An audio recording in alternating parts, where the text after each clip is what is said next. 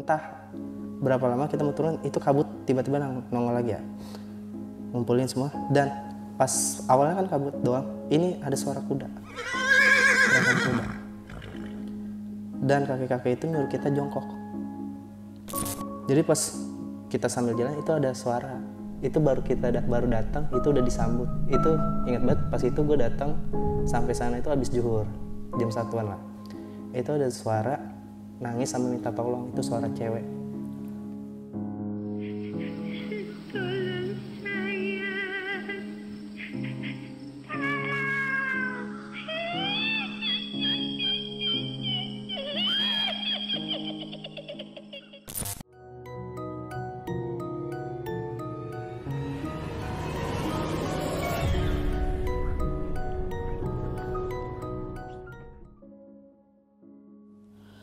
Assalamualaikum warahmatullahi wabarakatuh. Balik lagi di Besok Pagi. Kali ini bareng gue Bang Mange, pria gemoy tanpa bahan pengawet. Sebelumnya gue sangat berterima kasih banyak buat teman-teman semua yang udah mensupport, menonton dan mendengarkan Besok Pagi hingga sampai saat ini. Semoga teman-teman semua yang menonton selalu diberi kesehatan oleh Tuhan Yang Maha Esa nih. Pada kesempatan momen kali ini gue masih menghadirkan narasumber nih. Dan narasumber gue kali ini adalah pendaki asal kota Depok nih. Oke, langsung aja nih gue sapa narasumber gue pada malam kali ini. Selamat malam Bang Miftah. Malam Bang. Apa kabar nih? Alhamdulillah baik. Sehat ya Bang ya? Sehat. Kesibukannya lagi apa nih? Kebetulan lagi training lah. Lagi training. Semoga cepet-cepet selesai nih trainingnya ya. Amin. Nah, di segmen kali ini lu pengen menceritakan tentang pendakian lu di gunung mana nih? Di Gunung Salak Bang, Salak 2. Salak 2.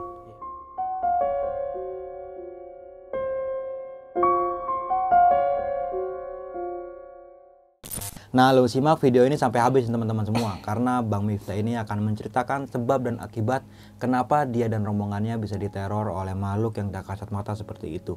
Jangan lupa di subscribe, like, comment, and share. Jangan lupa juga nyalakan loncengnya, agar teman-teman semua nggak ketinggalan video terbaru dari Besok Pagi. Dan bagi teman-teman semua yang memiliki cerita mistis pendakian dan pengen berbagi pengalamannya di sini, lu bisa langsung aja kirim di form yang udah disediain di kolom deskripsi, atau lu bisa langsung DM ke Instagram besokpagi.idv. Nanti linknya gue cantumin nih di kolom deskripsi. Mau nggak mau, suka nggak suka, bahwa hal gaib itu ada di sekitar kita. Tanpa berlama-lama lagi, langsung aja kita masuk ke ceritanya.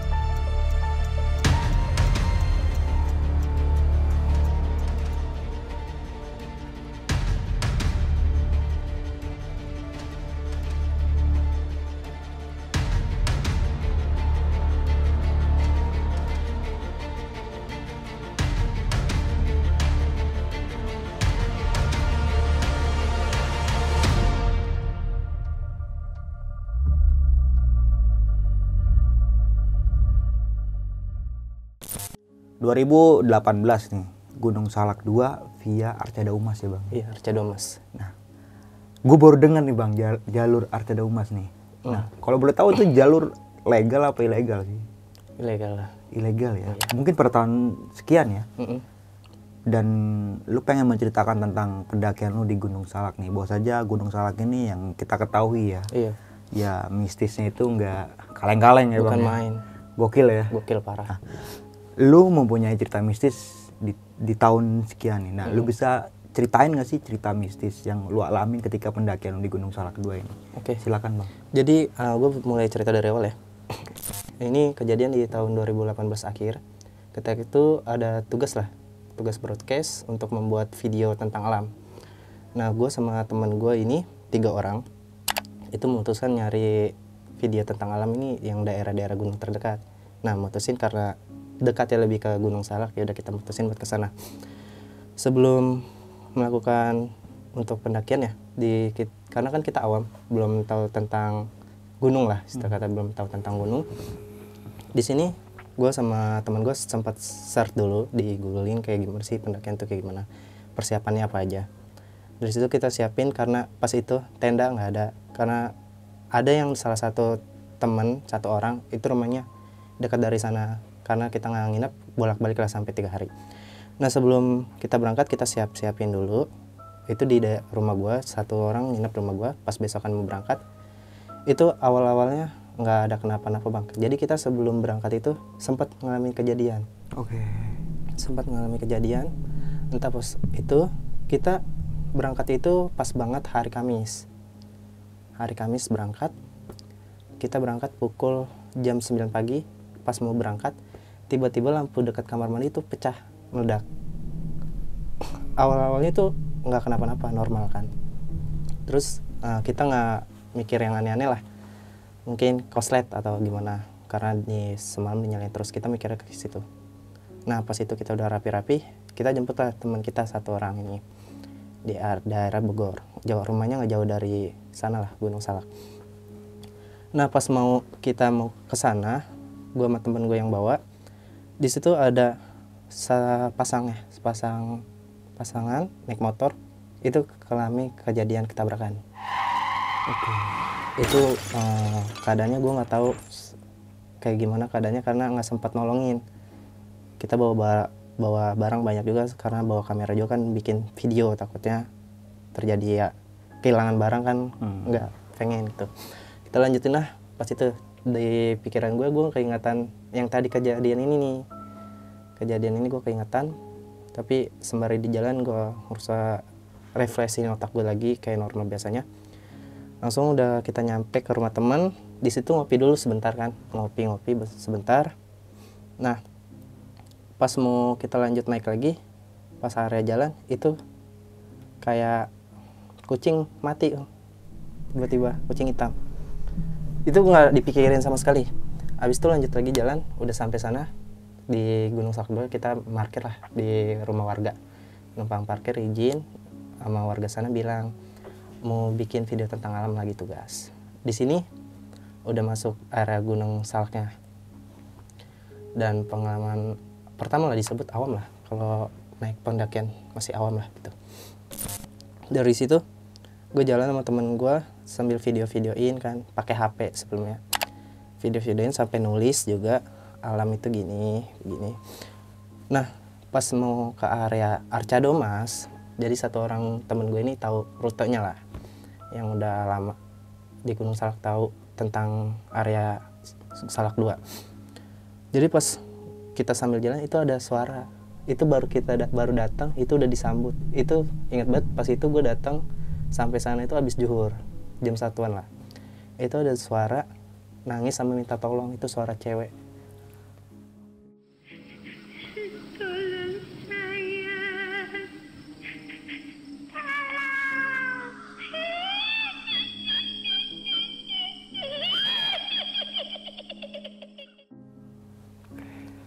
Nah, habis itu kita lanjutin. Awalnya gue juga dengar, tapi yang satu teman gue ini dia kayak takut lah, nggak mau lanjutin. Gue bilang, udah lanjutin aja yuk, jalan. Bismillah aja gitu, semoga nggak ada apa-apa. Kita ikutin lewat Arca Domas. Di situ sambil foto-foto dulu, foto-foto. Kita shoot juga video dari kamera sambil nulis. Nah, pas itu kita lewat ituan Kaputren, itu disebutnya Taman Keraton lah. Kalau orang bilang di sana Taman Keraton, Kaputren. Di sana ada mata air juga, kita cuci muka lah sama minum di sana. Terus kita rute, kita sambil nulisin lagi tuh di sana kan ada kayak ituannya, pemberitahuannya kita tulis. Habis itu kita lanjut jalan lagi di area depan, kita mau ke area Batu Raja Wali bang. Batu Raja Wali ini orang yang tahu, mungkin yang tahu ya tentang Gunung Salak. Ini batu keramat lah, yang banyak orang ngatuin ritual di sana. Kebetulan juga pas gua ke sana itu banyak sajen. Banyak sajen di sana. Pas sebelum nyampe di Batu Raja Wali, itu gue dengar suara aungan macan. Itu jelas banget suaranya, dan temen gue juga pada ketakutan. Dikiranya mah macan beneran, karena kan banyak yang bilang di area sana tuh masih hewan buas masih banyak banget, seperti macan tutul. Tapi kita di sini masih berpikir positif lah. Kita naiklah ke Batu Raja Wali. Di situ karena gue nggak tahu pas itu Batu Raja Wali itu bentuknya kayak gimana kan, nggak tahu. Itu gue nggak sengaja gue duduk di situ di tempat Batu Raja Walinya. Nah teman gue ini yang tahu ngasih tahu jangan duduk di situ, itu batu ituan keramat, dia bilang. Pas gue liat benar. Dan di situ juga ada tulisan lah kayak Sakerta gitu. Gue nggak bisa baca itu tulis bentuknya tapi kayak Raja Wali. Di situ pas kita nongkrong dulu duduk. Nah di sana juga ada batu belah. Nanti pas batu belah itu gue sempilin di akhir karena itu paling dominan lah. Nah dari sini pas kita udah sejam setengah naik dari Kaputren ke Raja Wali kan, lumayan lama. Kita istirahat dulu karena capek, tanyakannya lumayan. Dari situ udah mau sore juga kan, mau hujan. Habis itu kita langsung turun. Pas mau nggak lama turun, itu tiba-tiba kabut ngelilingin kita bang. Kabut ngelilingin kita. Pas udah nyampe ke Kaputren lagi atau Taman Keraton, nah disitulah gue ketemu sosok aba-aba atau kakek-kakek lah. Dia pakai baju putih-putih, ingat banget. Dan nanya ke kita, kalian ngapain di sini? Kita jelasin, gini bah, kayak kita lagi bikin video tentang alam, lagi ada tugas broadcast. Oh yaudah nih, ikut saya aja nih, kebetulan mau hujan gede. Emang keadaannya itu udah agak hujan, cuman belum terlalu besar. Dituntun lah sama beliau, abah-abah ini, kakek-kakek, ke rumahnya, yaitu gubuk. Kita ikutin. Pas udah sampai rumah, itu ada 3 orang. 3 orang itu lagi kayak wiridan. Nah, abis itu gue nanya lah, karena awam lah, tanya, kayak itu orang itu ngapain? Kakek-kakek tersebut bilang lagi wirid. Dia lagi wirid buat nyari temennya, dia bilang gitu. Terus saya nanya, emang dari mana? Dia dari perkampungan, cuman sama kakeknya nggak disebutin daerahnya. Nah dari situ kita nggak kepo kan, udahlah biarin itu mah urusan mereka masing-masing. Nah abis dari itu kakek-kakek ini nyediain kita minum sama makan. Itu ingat banget, makanannya itu kayak ayam goreng, minumannya itu kayak teh manis, tapi kita nggak makan sama minum karena sesuai perjanjian kita pas sebelum berangkat, kalau misalkan kita ketemu sama orang yang dikenal kita ditawarin makanan, jangan mau makan, kita bilang aja puasa ataupun gimana. Dari situ kita bilang maaf kayak kita lagi puasa jadi nggak makan gitu. Di sana ngobrol-ngobrol, kita dijelasin juga kalau mau ini rutenya nanti yang sejarah-sejarah tentang sini nanti kakek bantu, karena waktu nggak menentukan mau maghrib. Itu kebetulan pas ketemu beliau ini, kakek-kakek ini setengah 5-an sore. Abis pas dari Raja Wali, Batu Raja Wali yang banyak kabut, kita turun ketemu beliau. Nah terus pas sudah mau menjelang maghrib kita turun lah, mutusin buat besok kita nginep di rumah teman, nggak jauh karena nggak jauh dari sana kan. Kita mutusin pulang. Pas itu kita seperti biasa nggak curiga lah sama kakek-kakek tersebut, nggak curiga.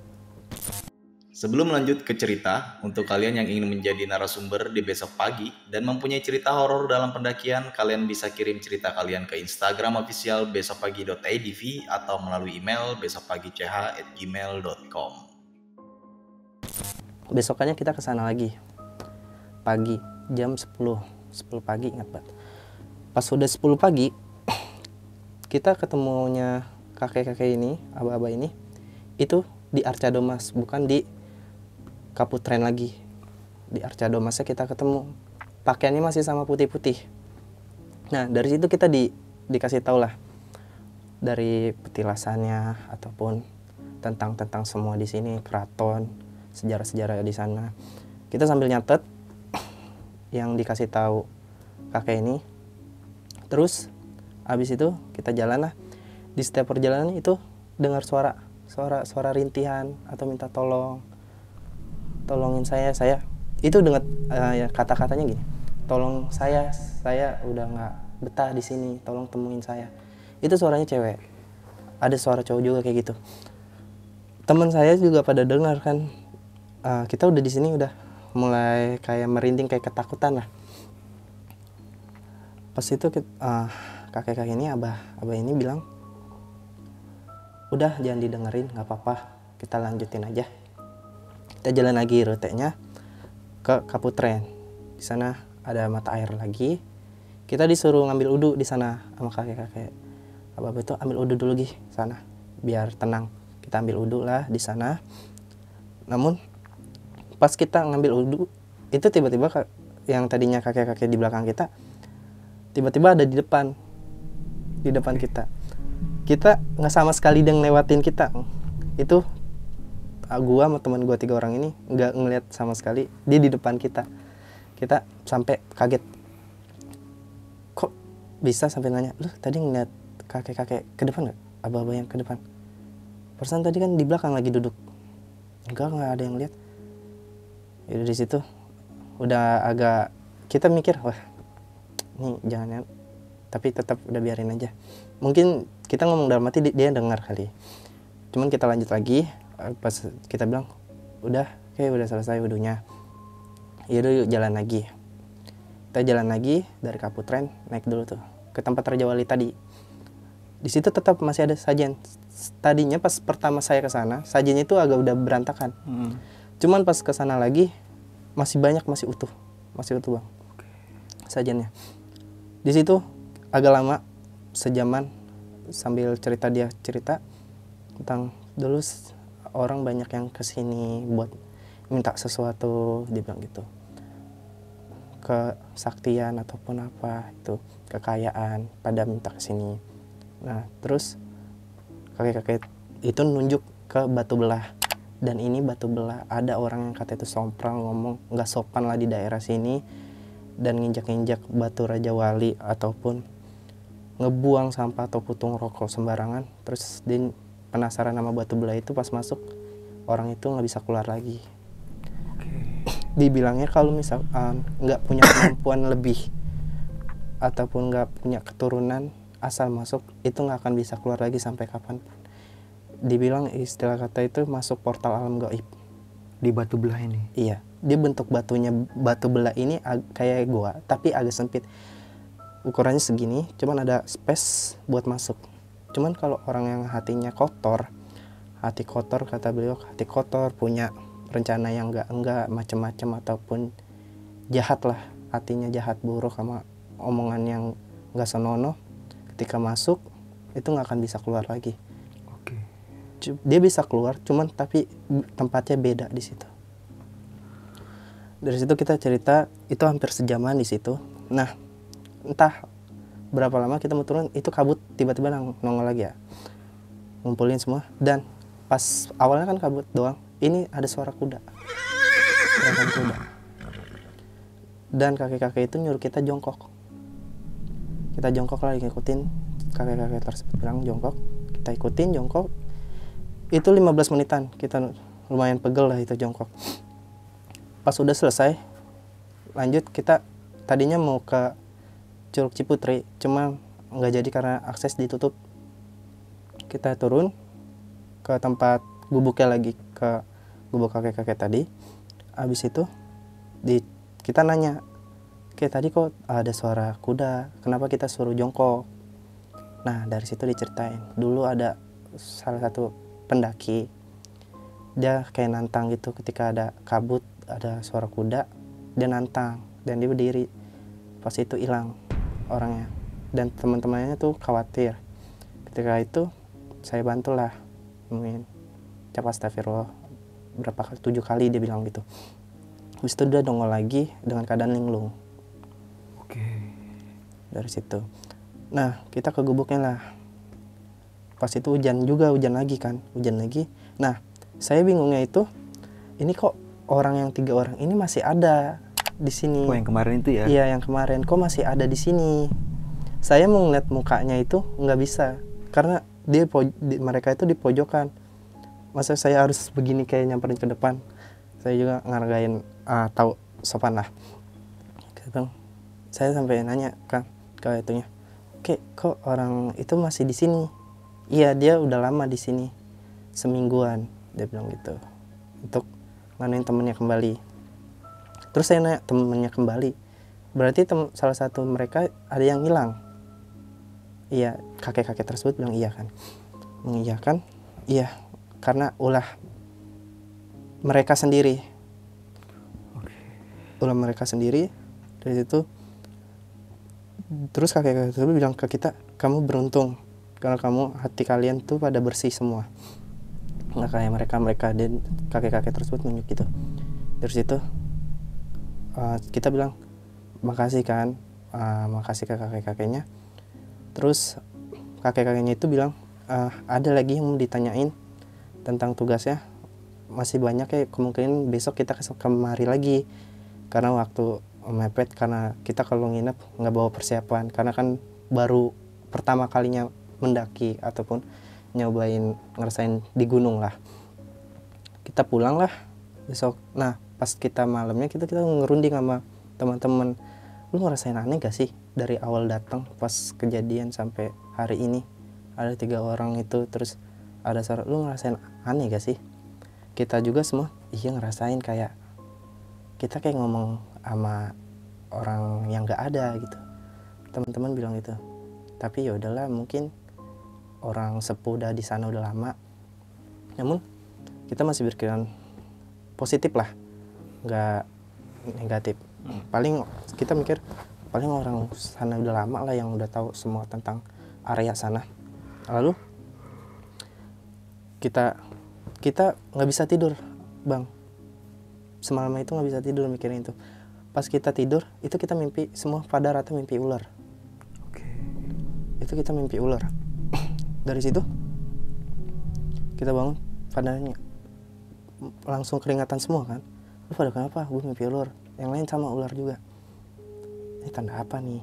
Udah nggak bener nih. Kita sholat itu, kebangun kita itu jam 2 pagi. Kita mutusin buat sholat tahajud, minta petunjuk juga sama Allah.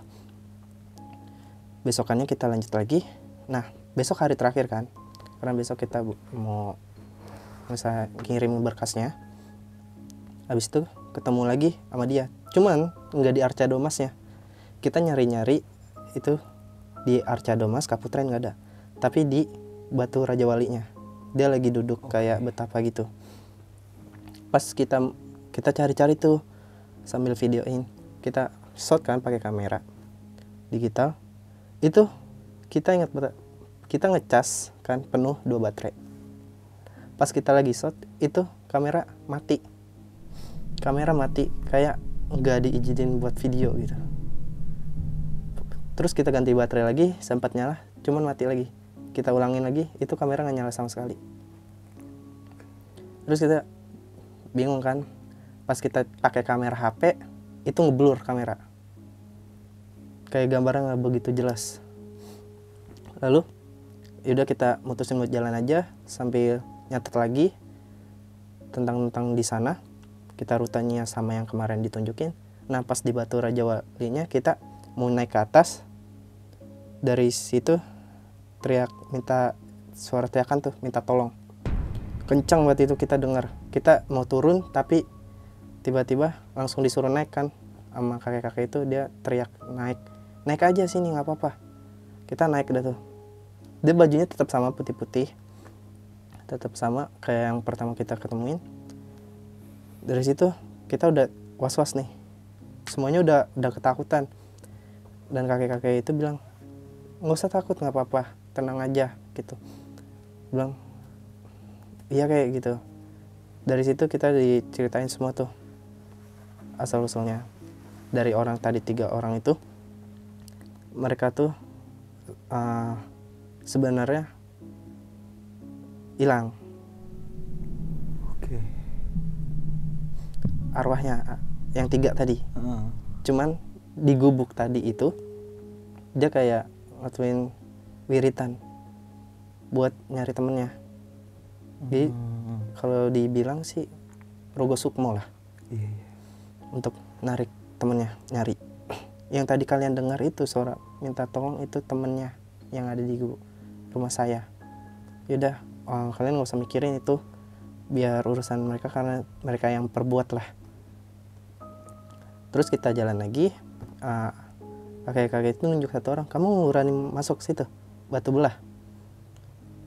Pada nggak berani kan, udah nggak apa-apa masuk aja, kamu ada keturunan soalnya kan. Tapi kagak berani, itu teman saya yang bilang. Kakek-kakek itu nunjuk teman saya, bilang kamu punya keturunan, masuk aja nggak apa-apa coba. Tapi nggak ada yang berani. Terus dari situ kita ngobrol lagi, tapi nggak begitu lama. Kita udah ngeliat-ngeliat tulisan udah banyak, sampai tugas selesai. Pas udah kelar, kakek-kakek itu bilang, kalau kalian punya teman yang ingin kesini, bilangin jangan terlalu senonoh lah. Di dalam artian itu jangan tengil, kalau dibilang kata jangan songong lah, seperti anak-anak yang di sana yang tadi di rumahnya itu. Terus kita ke rumahnya lagi. Nah di situ kita kayak dikasih batu, satu orang batu itu warnanya biru, batu kecil segini biru. Itu kita dikasih satu-satu, ini pegang buat hadiah lah buat kalian karena kalian hatinya baik, bersih. Dari situ kita pamit lah pulang ke bawah. Itu udah mau maghrib. Mungkin kita pas turun itu udah azan. Pas kita turun, kita mampir dulu lah ke warung tuh makan di rumah warga. Terus warga itu nanya, gimana tadi, itu sudah selesai tugasnya? Udah, tadi dibimbing sama kakek-kakek. Kakek-kakek mana ya? Di sana soalnya nggak ada yang tinggal di sana. Ada kok bos, itu kakek-kakek. Dia pakai baju putih, terus ada rumahnya gubuk di dekat daerah Kaputren, Taman Keraton. Nggak ada di sini, nggak ada perumahan sama sekali di daerah Kaputren itu, nggak ada rumah sama sekali. Nah dari situ emang kakek-kakeknya nyebutin nama gak gitu. Dia nyebutin, katanya namanya Abah Mahfud. Terus yang nanya ke kita, Abah Mahfud, dia udah lama nggak ada, udah nggak ada di situ. Kita juga nggak tahu dalam artian nggak ada dalam arti apa nih. Kita nggak tahu. Kita mikirnya udah nggak ada di sana kali, mungkin udah pindah. Cuman ya udahlah, bilang terus gimana tadi, kalian nggak kenapa-napa kan? Enggak kok, malah kita dituntun, diarahin, terus diceritain segala macam tentang sana, tentang dalam Arca Domas, Taman Keraton itu apa, terus perlintasan Batu Raja Wali dan Batu Belah dan Curug Ciputri, kita dijelasin semua. Cuman saya bingungnya di sana itu ada 3 orang anak-anak, dia kayak wirid gitu Bu. Terus yang tadinya 1 orang ibu langsung pada warga nanya, pada datang tuh ngampirin, emang ada orang di sana? Nggak ada. Yang orang itu bilang nggak ada kan, nggak ada Pak, ini anak-anak ketemu katanya sama Abah Mahfud di sana. Yang benar deh gitu. Iya benar, kita dikasih ini juga batunya masih ada tuh. Pas itu kita tunjukin orang itu pas. Terus kita nanya, emang kenapa Bu, Pak? Nggak apa-apa. Kita nanya, dia selalu bilang nggak apa-apa, orang sana. Ya udah, dari situ kita bingung. Terus tadi siapa itu? Nah saya sama teman saya yang ini mutusin besoknya buat kesini lagi. Saya ngajak satu teman saya itu, dia nggak mau, dia trauma, dia takut panas dingin. Nah pas besokannya gue ke sana, ke area sana itu, yang tadi yang tempat rumahnya itu nggak ada Bang. Gue terusurin dari Arca Domas, Kaputren sampai Batu Raja Wali, Batu Belah sama Curug Ciputri, area sananya gue terusurin semua. Itu nggak ada sama sekali, gubuk rumahnya itu nggak ada, sama nggak ketemu sama kakek-kakek tadi, sama Abah Mahfudnya nggak ketemu. Dari situ gue, nih yang bener aja, kita kan dia yang nuntun kan, kita dia ngasih tahu semuanya, sampai kita dikasih nawarin makan. Untungnya kita nggak makan kan, takutnya Gue mikir ini makanan dari mana, takutnya minumnya itu dari darah. Gue mikir ke situ kan, dari situ masa yang benar aja sih. Di situ gue masih penasaran bang. Dari gue kesana itu nyampe jam 11 sampai sore, gue nyari nggak ada. Terus besokannya gue kesana lagi penasaran, tetap nggak ada. Rumah yang di dekat, harusnya gubuknya itu dekat Kaputren, dekat mata air itu nggak ada. Jadi cuman kayak kebun kosong gitu. Berarti udahlah. Sampai pas itu gue cari itu sampai sekarang aba-aba itu nggak ada. Dari detik ini. Dari situ gue bilang pengalaman di Gunung Salak gue sih yang menurut gue yang paling mengerikan ya di situ. Untungnya nggak kenapa-napa. Cuman pas mau turun di hari terakhir, satu temen gue kakinya kebaret, kecakar, berdarah. Oke. Dari situ temen gue sampai sekarang trauma, nggak mau naik gunung lagi. Jadi gitu sih bang, di Gunung Salak pengalaman gue yang paling mengerikan. Dan suara-suara minta tolong, nangis, itu ada semua nyata. Dan kakek-kakek itu pas terakhir kita mau pamit, dia senyum ke kita. Oke.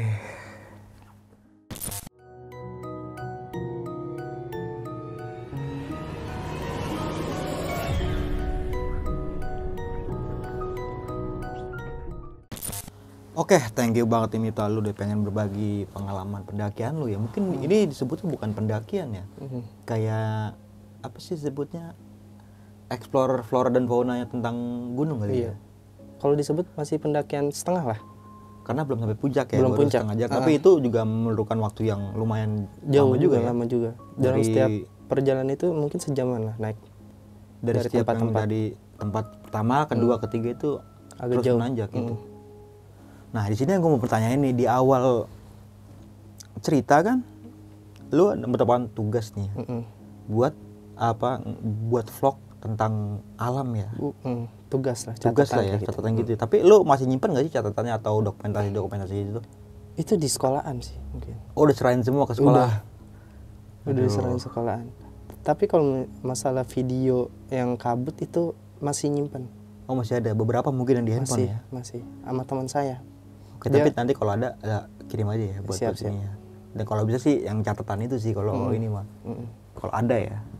Sama satu lagi kan sebelum berangkat nih lu tadi sempat menjelaskan ada keganjalan tentang yang tadi lu bilang lampu rumah lampu kamar mandi itu tiba-tiba pecah. Area dapur. Area dapur ya, bukan kamar mandi ya berarti ya. Bukan. Dan itu setahu gue ya kalau lampu koslet apa gimana ya tak udah mati gitu, nggak sampai pecah gitu. Kalau itu pecah. Pecah. Ini benar-benar pecah. Tapi lu ngerasa nggak sih kalau wah ada tanda kayak gimana apa Awalnya gimana gitu? enggak. Mungkin karena kan pas kita nongkrong malam lampu nyala terus. Mungkin nyampe pas kita mau berangkat mungkin panas lah, Ya, panas overhead itu gitu. berpikirnya kayak gitu ya. Mikirnya ke situ, masih Gitu. belum hal yang aneh. Pas udah selesai dari Gunung Salak mungkin dari tanda itu mungkin. Nah kan di hari pertama nih lu sempet ngedengar suara minta tolong ya. Itu jelas banget gak sih lu dengernya? Jelas buat bang, Dan itu laki-laki sama perempuan. jelas. Sama suara nangis, jeritan, sakitan. Oke.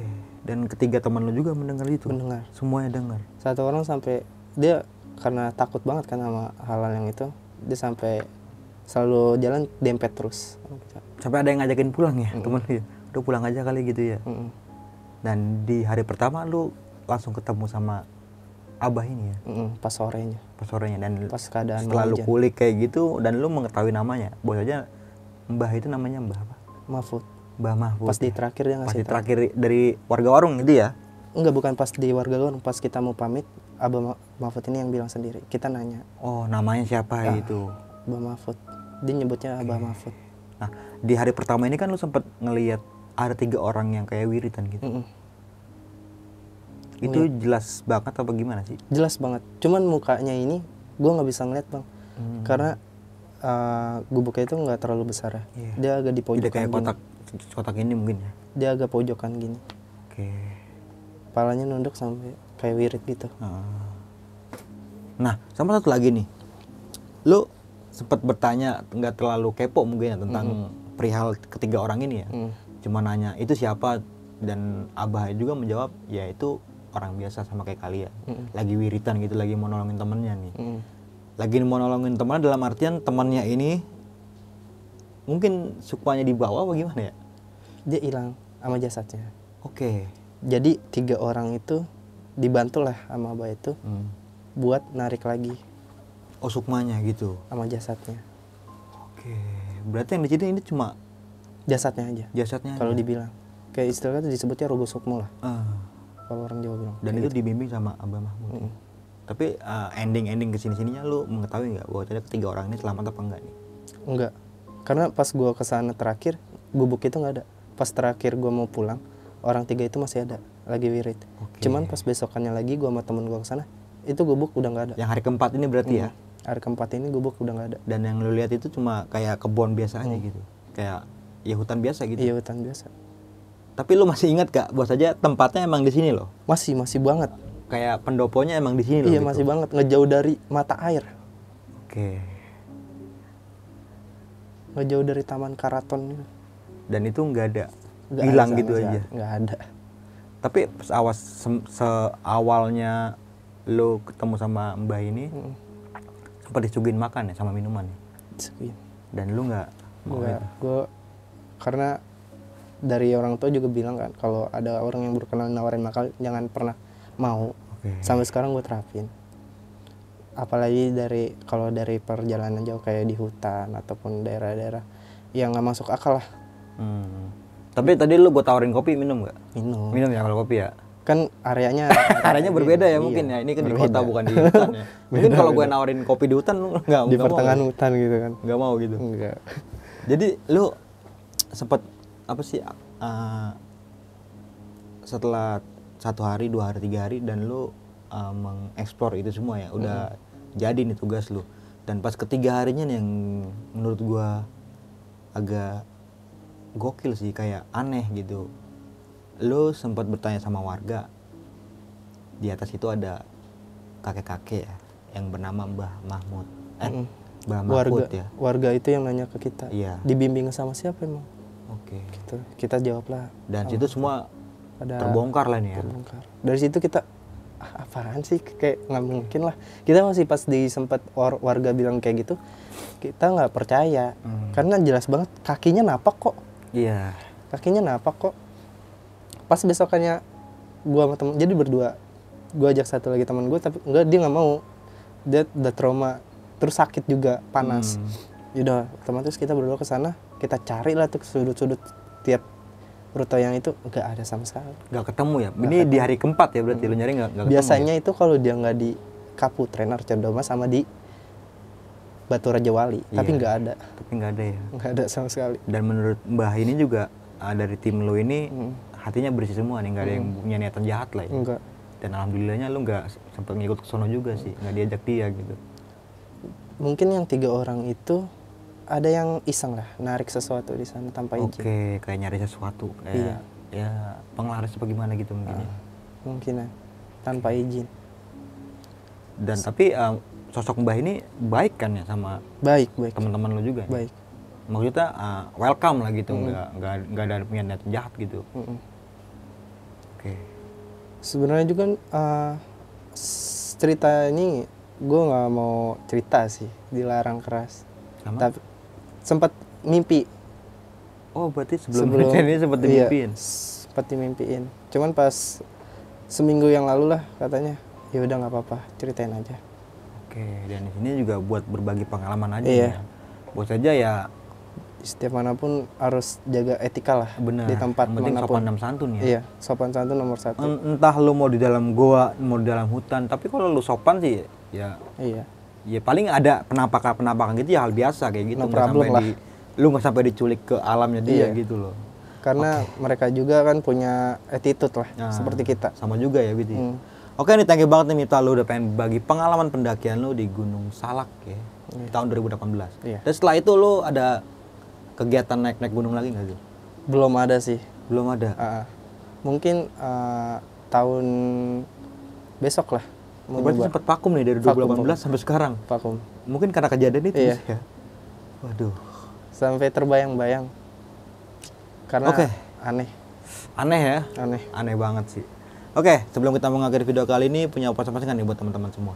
Pesan-pesannya ya kalian dimanapun berada, yang penting sopan santun sama attitude omongan lah dijaga, karena di setiap wilayah itu sosok yang tidak dilihat itu ada, maupun baik sama jahat itu ada. Kalau kita baik, mereka welcome ke kita. Kalau kita jahat, tidak jaga attitude dan sopan santun, ya mereka semena-mena sama kita lah. Benar-benar. Itu aja. Dan berkali-kali nih gue mengingatkan bahwa saja cerita yang diangkat Bang Miftah pada malam kali ini bukan ingin menakuti teman-teman semua, tapi lu bisa ambil sisi positifnya dan jadikan pelajaran buat kedepannya. Oke, mungkin itu aja nih dari gue Bang Mange dan juga Miftah ya. Iya. Gue pamit undur diri, sampai jumpa di video-video selanjutnya. Wassalamualaikum warahmatullahi wabarakatuh.